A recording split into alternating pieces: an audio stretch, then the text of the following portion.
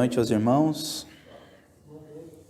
Vamos começar orando, pedindo que o Espírito Santo inunde os nossos corações, como este rio que é descrito na palavra de Deus, um rio onde começa na altura da canela, e vai subindo e subindo e subindo até que tem que ser atravessado a nado. Que este Espírito de Deus nos encha,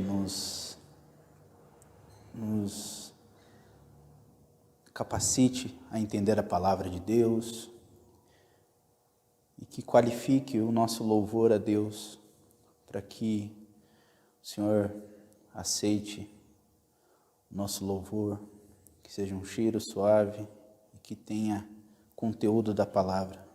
Vamos fechar os nossos olhos. Senhor Deus e amado Pai, agradecemos por essa semana, pela proteção que o Senhor nos dá, pela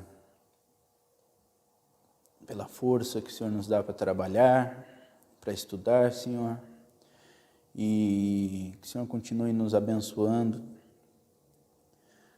que o Senhor continue derramando as suas bênçãos sobre nós, Senhor. E neste momento eu oro para que olhemos para cima, almejando a Tua presença, querendo mais e mais da Tua palavra, tendo intimidade contigo, Senhor, que é tudo que nós precisamos. Em nome de Jesus que eu oro. Amém. Amém. Quem tiver a sua Bíblia,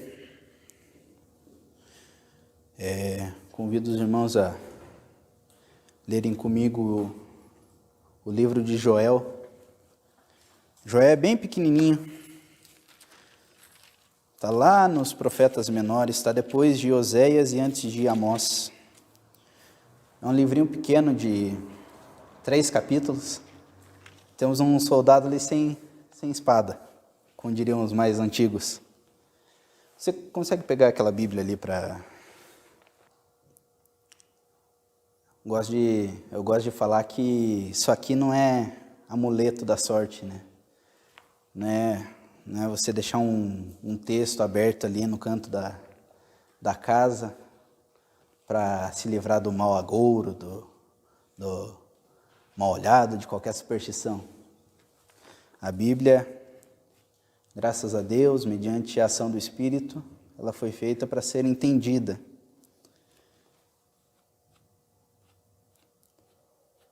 E creio eu que Joel, ele foi um profeta que ele tinha acesso aos escritos do Antigo Testamento, a lei toda. Ele conhecia alguns dos profetas que antecederam ele. E no versículo 1 está escrito que o que está contido neste livro, nesse livro de Joel, palavra do Senhor que foi dirigida a Joel, filho de Petuel. Ouvi isto, vós, anciãos, e escutai todos os moradores da terra. Aqui ele está fazendo uma pergunta. Aconteceu isso em vossos dias ou também nos dias dos vossos pais? Fazei sobre isso uma narração a vossos filhos, e vossos filhos a seus filhos, e os filhos destes a outra geração. Qual a narração que ele estava contando? O que ficou do gafanhoto cortador, comeu o gafanhoto migrador. O que ficou do gafanhoto migrador, comeu o gafanhoto devorador. O que ficou do gafanhoto devorador, comeu o gafanhoto destruidor. Despertai, ébrios, e chorai, gemei, todos os que bebeis vinho. Gemei por causa do vinho novo, porque foi tirado da vossa boca. Uma nação inumerável veio sobre a minha terra, e seus dentes são como os de leão, e tem presas de leoa. E assim o texto segue, fazendo a descrição de um exército terrível que assolou um povo antes do momento que esse texto estava sendo escrito. Que ele está escrevendo para o povo de Deus. Mas ele faz aquela pergunta: aconteceu isso em vossos dias ou também nos dias de vossos pais? Este numeroso, incontável exército que Deus utilizou para fazer juízo ali naquele povo, nesse instante onde o livro estava sendo escrito, também aconteceu lá atrás aos vossos pais. Aqui é o povo de Deus, então aos vossos pais, aquele povo que estava no Egito. O povo de Deus quando era cativo. Lembrem-se de que a 8ª praga do Egito, descrito lá no Êxodo, foi uma praga de gafanhotos. E esse incontável exército que está sendo descrito aqui é um exército de gafanhotos. O que um gafanhoto não comeu, o outro vai comer. E assim sucessivamente, não vai sobrar nada. E essa era a forma que Deus estava fazendo juízo sobre aquele povo. Fez isso no Egito e estava fazendo isso com os filhos de Israel. E assim essa narrativa vai seguindo até o capítulo 2. No capítulo 2, versículo 1: tocai a trombeta em Sião e dai o alarme no meu monte santo. Tremam todos os moradores da terra, porque o dia do Senhor já vem, já está perto. No capítulo 2, Joel está fazendo uma convocação ao povo de Deus, aos sacerdotes, aos habitantes daquele povo, aos filhinhos. Ele convocou todos para se fazer uma intercessão pela terra, clamando a Deus para que aquele peso não caísse sobre o povo. Vamos fazer um salto ali para o versículo 12 do capítulo 2. Qual foi a recomendação, a instrução de Deus proclamada pelo profeta? Versículo 12, capítulo 2. Ainda assim, agora mesmo, diz o Senhor, voltai para mim de todo o vosso coração, com jejuns, com choro e com pranto. Rasgai o vosso coração e não as vossas vestes. Voltai para o Senhor vosso Deus, porque Ele é misericordioso, compassivo e tardio em irar-se, e grande em amor. Amém? Esse é o Deus que nós cremos. É o Deus que é misericordioso, Ele tem tanto carinho por nós, que somos o seu povo, que mesmo errando,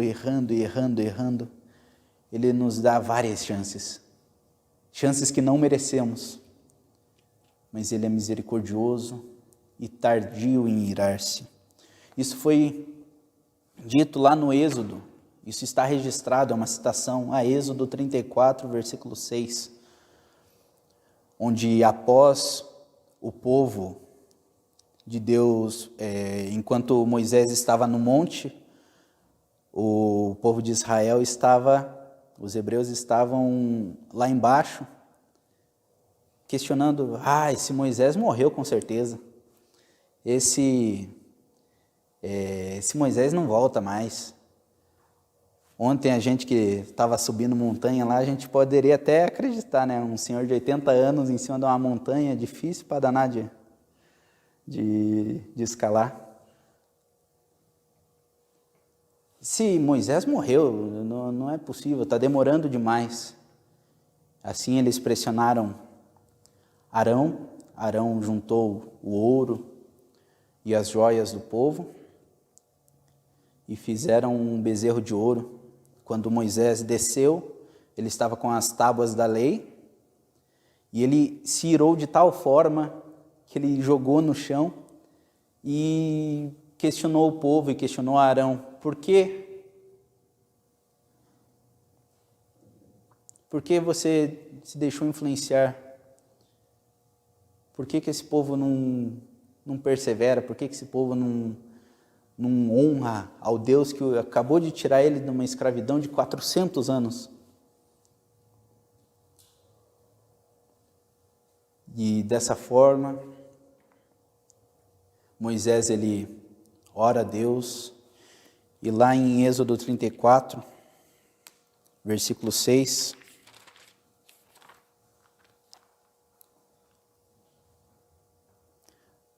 passando o Senhor perante Moisés, proclamou: Senhor, Senhor, Deus misericordioso, compassivo, tardio em irar-se, grande em beneficência e verdade. Uma citação que foi usada que Joel usou para falar ao povo.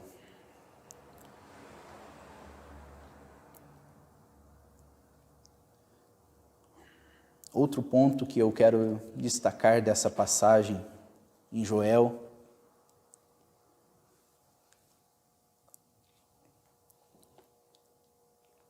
é que a convocação dele foi uma convocação, às vezes, diferente para aquele que tem um coração religioso. Porque esse povo aqui, certamente, entregava seus dízimos, suas ofertas, entregavam os seus cordeirinhos, os seus bezerros para sacrifício. Mas Joel sabia o que tinha, mas Deus faz uma denúncia que ele sabia o que estava no coração daquele povo. Aquele povo que, num ato ritualístico de rasgar as vestes, pedindo a Deus por misericórdia, era apenas algo externo. E a convocação que Joel faz no versículo 13: rasgai o vosso coração. Rasgai o vosso coração. Todo o teu entendimento, toda a tua força, toda tua devoção deve ser a Deus. E deve ser algo interno, deve ser algo interior. Tem que ser algo que venha do coração. É um quebrantamento, é um jejum não ritualístico, mas um jejum de perda, é um jejum onde você se sente triste por aquilo que está acontecendo com a tua terra.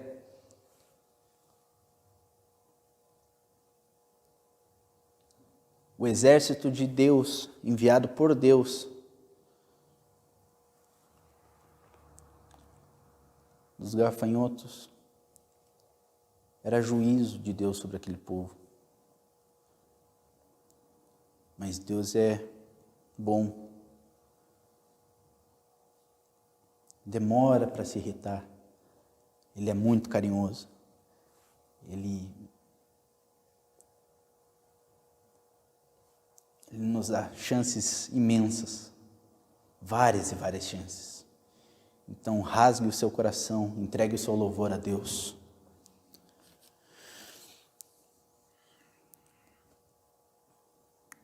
No versículo 28 do capítulo 2, existe uma nova narrativa, que é a narrativa do dia do Senhor.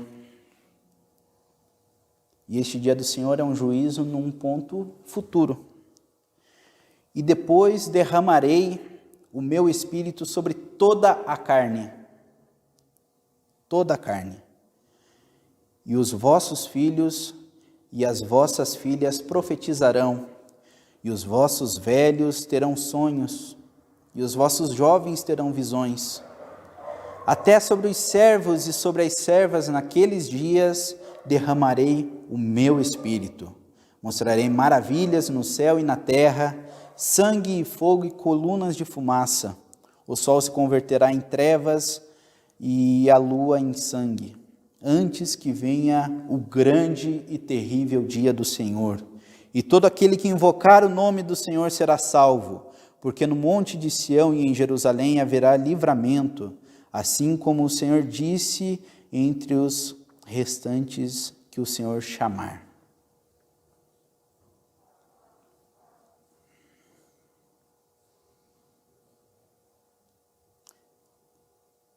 Essa daqui é uma descrição antes da fundação da igreja, mas aqui Deus está falando de um povo que não está localizado geograficamente na terra, mas ele permeia toda a terra, porque os filhos de Deus, sejam eles brasileiros, sejam eles franceses, sejam eles japoneses, da Tailândia, os filhos de Deus, eles têm uma cidadania eterna no céu, que é o nosso caso, amém? Cidadãos dos céus, cidadãos do céu, prometido e registrado na Bíblia como promessa para as nossas vidas. O dia do Senhor é esse. Todo aquele que invocar o nome do Senhor será salvo.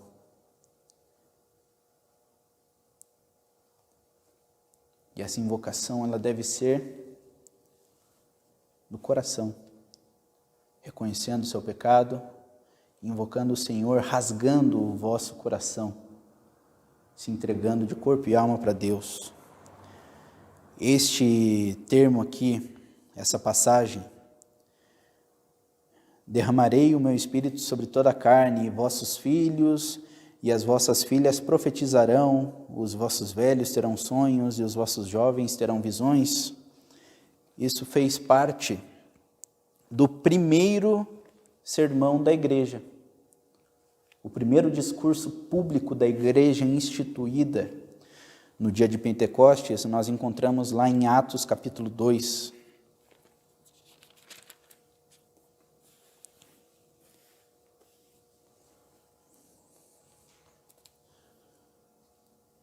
No versículo 16 do capítulo 2, mas isto é o que foi dito pelo profeta Joel: nos últimos dias, diz o Senhor, derramarei do meu espírito sobre toda a carne. Os vossos filhos e as vossas filhas profetizarão, e os vossos jovens terão visões, e os vossos velhos sonharão sonhos. E também do meu espírito derramarei sobre os meus servos e minhas servas naqueles dias, e profetizarão. Aqui é um registro claro dessa profecia do Antigo Testamento, feito por Joel, em que quando o Senhor derramar o Espírito sobre a terra, no dia de Pentecostes, quando Cristo derramou, ali foi inaugurada a igreja, ali foi fundada a nação de Cristo na terra, que é a igreja, que é a congregação dos filhos de Deus.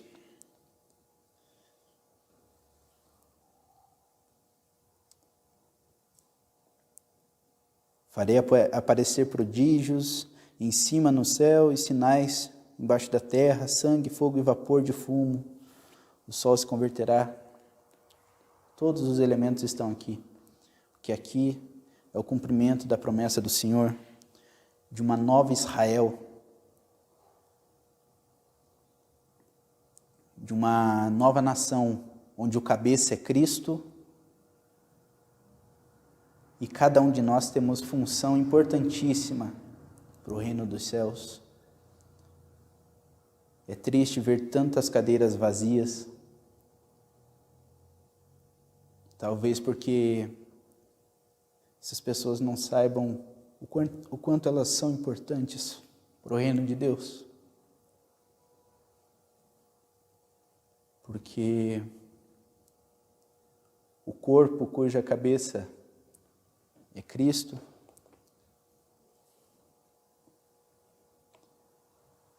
não pode faltar um braço, não pode faltar um rim, não pode faltar um diafragma, não pode faltar nada. O corpo tem que ser completo, com todos os irmãos, com toda a congregação. E cremos nisso, que o Senhor fundou essa nova nação, descendente das promessas de Abraão, chamada eclesia, igreja, chamados para uma reunião. E é importante que fiquemos todos diante de Deus, na presença de Deus, até que Ele venha. Amém? Imagine você contemplando a cruz, vendo aquela tragédia e sabendo que é o próprio Deus se fazendo pecado no seu lugar, para que a morte que estava como pena sobre você fosse extinguida. Porque estava prometido em Isaías 53, Ele nos viu, Ele olhou para cada um de nós, e Ele foi até o fim, morreu, se fez e se tornou pecado em nosso lugar. E devemos sempre ficar tocados, lembrando do olhar de Cristo para nós, como Ele foi misericordioso, como o seu sacrifício foi grande e é eterno e é de graça, sem preço nenhum. Não tem lei que você cumpra, não tem nada que possa se comparar a esse amor, a essa graça. Então escolha a Cristo, não escolha a si para se salvar, não siga a religião, não siga lei de homem, siga somente a Deus, não te demores. É evidente, Deus quer você para si, para o rebanho de Deus, para que você faça parte dessa nação, deste povo de Deus chamado igreja, para que possamos assim gozar de eterna felicidade no céu.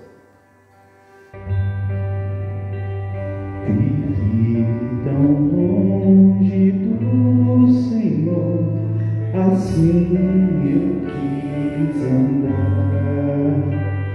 até que eu encontrei o amor em seu bondoso olhar, seu maravilhoso olhar, seu maravilhoso transformou meu ser, todo meu viver.